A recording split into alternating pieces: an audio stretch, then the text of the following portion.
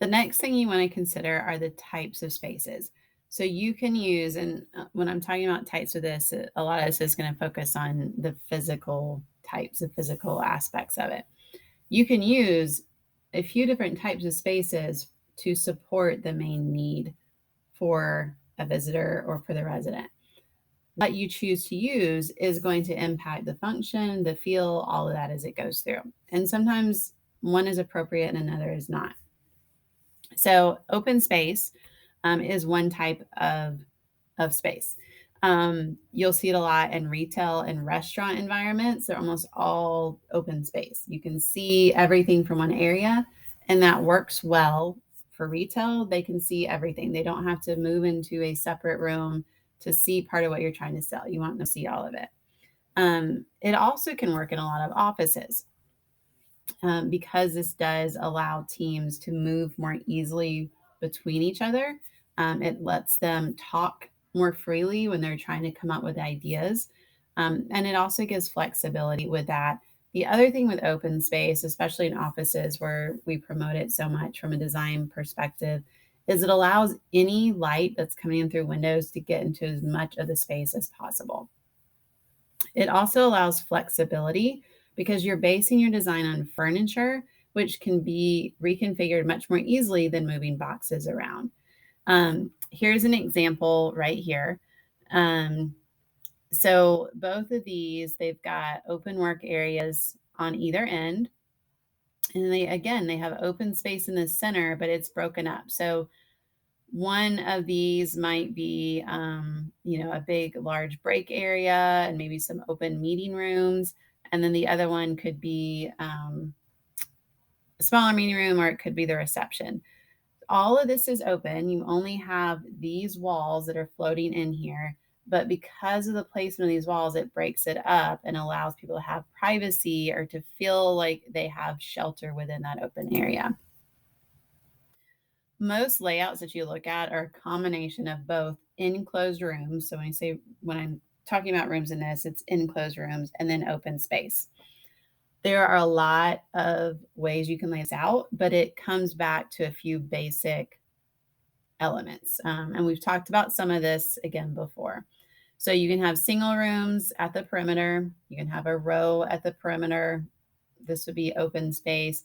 And all of these, anything that's shaded is an enclosed room and the rest is open.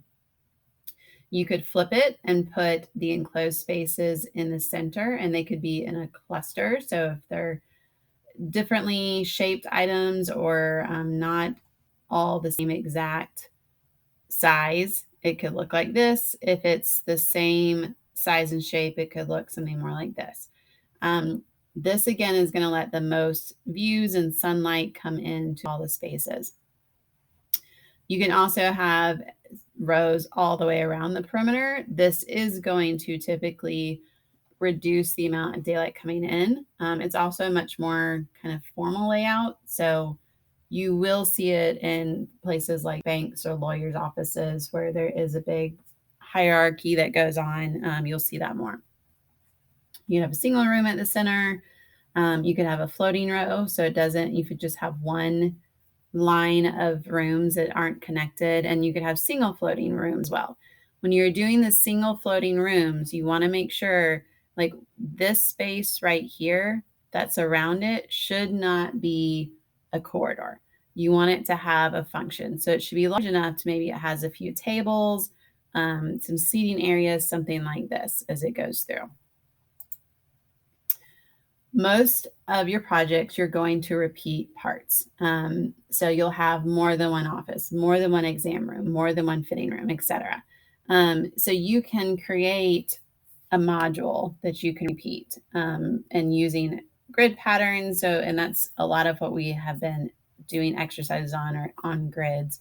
But taking something that works well, for example, if you had a floating row that worked well, and this was a bigger space, you could repeat that floating row with open spaces in between it.